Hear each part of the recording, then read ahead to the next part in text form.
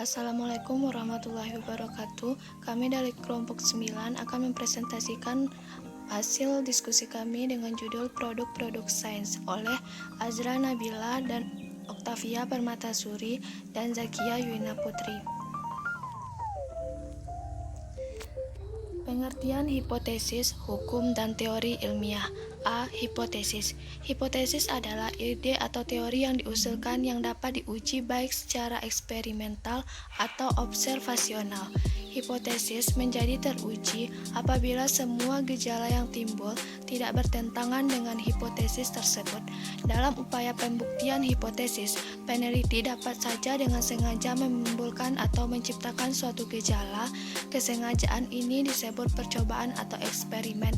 Sebuah hipotesis dapat difalsifikasikan dengan pengamatan saja tanpa perlu eksperimen yang berulang. Pengertian hukum. Hukum ilmiah adalah relasi empiris yang dapat diringkas dengan cara yang baik secara lisan ataupun matematis dan telah divalidasi oleh eksperimen seperti Newton tentang gerak. Hukum harus berlaku tanpa kecuali. Inilah rasa sering digunakan ketika mengacu pada hukum alam. Sebuah hukum ilmiah tidak mengusulkan mekanisme yang mendasari, itu hanya merupakan hubungan yang teramati. Pengertian teori ilmiah. Teori ilmiah adalah hipotesis yang komprehensif atau set hipotesis yang telah divalidasi oleh pertemuan bukti dari berbagai sumber observasional atau eksperimental. Biasanya, teori mengacu pada sesuatu yang validasi dengan baik oleh bukti ilmiah yang telah menjadi aspek mendasar dari bidangnya. Sebuah hipotesis dapat menjadi teori, tetapi lebih sering beberapa hipotesis diintegrasikan ke dalam teori umum, dan juga tidak harus menjadi hukum, karena hukum adalah sebuah hubungan yang diamati. Biasanya, malah hipotesis dari teori-teori yang dibangun dari hukum-hukum, seperti teori gravitasi dibangun atas hukum Newton tentang gerak dan hukum gravitasi. Teori-teori kebenaran. Teori-teori kebenaran. 1. Teori korespondensi. Teori korespondensi adalah teori kebenaran yang didasarkan pada fakta objektif sebagai dasar kebenarannya.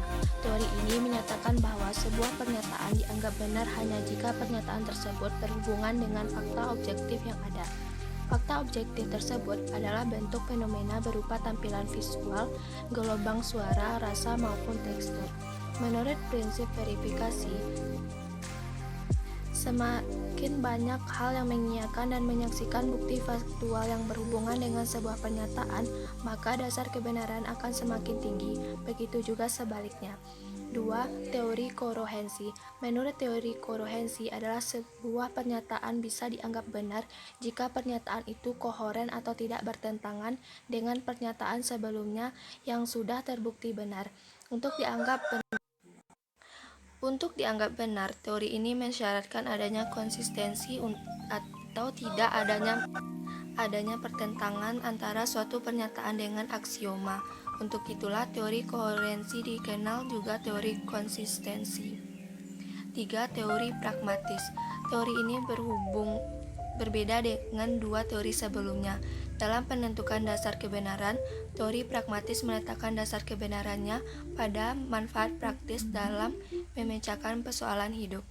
Teori 4. Teori performatif. Teori kebenaran performatif muncul dari konsepsi J.L. Austin yang membedakan antara ujaran konstatif dan ujaran performatif. Ucapan konstatif adalah ucapan yang mengandung sesuatu yang konstatis dalam ujaran itu, sehingga ia memiliki konsekuensi untuk dibuktikan kebenarannya. 5. Teori konsensus. Pada awalnya digagas oleh Thomas Kuhn, seorang ahli sejarah ilmu pengetahuan. Selanjutnya akan terjadi revolusi ilmu pengetahuan yang juga menyebabkan pergeseran paradigma dalam masyarakat ilmiah. Perkembangan ilmu pengetahuan dengan adanya pergeseran paradigma lama yang digantikan paradigma baru. Aplikasi dalam masyarakat.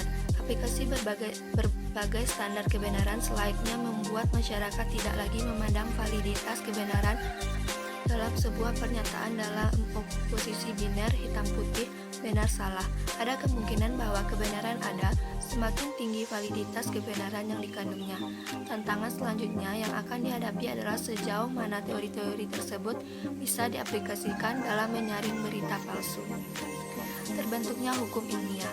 Prinsip sebab akibat lahir dengan memberikan pemikiran dan analisis mendalam, sehingga prinsip perumusan hukum-hukum alam merupakan keteraturan di dalam prinsip-prinsip hukum alam. Dasarnya yaitu urutan langkah untuk mengamati gejala alam yang dikondisikan mengakibatkan hukum mempunyai tingkat determinasi yang tinggi karena memberikan aksi ke alam. Sifat hukum alam. 1. Bersifat netral dan tidak diperuntukkan bagi prioritas golongan pengguna tertentu. Bersifat universal artinya dapat berlaku di mana saja. Bersifat lebih pasti adalah kepastian hukum dapat dibuktikan dengan kemampuan hukum tersebut menjelaskan gejala yang sama dari waktu ke waktu. Kepastian hukum diperkuat dengan fakta yang baru yang diperoleh dari analis dan perlakuan terhadap objek. Demikianlah hasil presentasi dari kelompok kami. Maaf apabila ada kesalahan dan kekurangan. Assalamualaikum warahmatullahi wabarakatuh.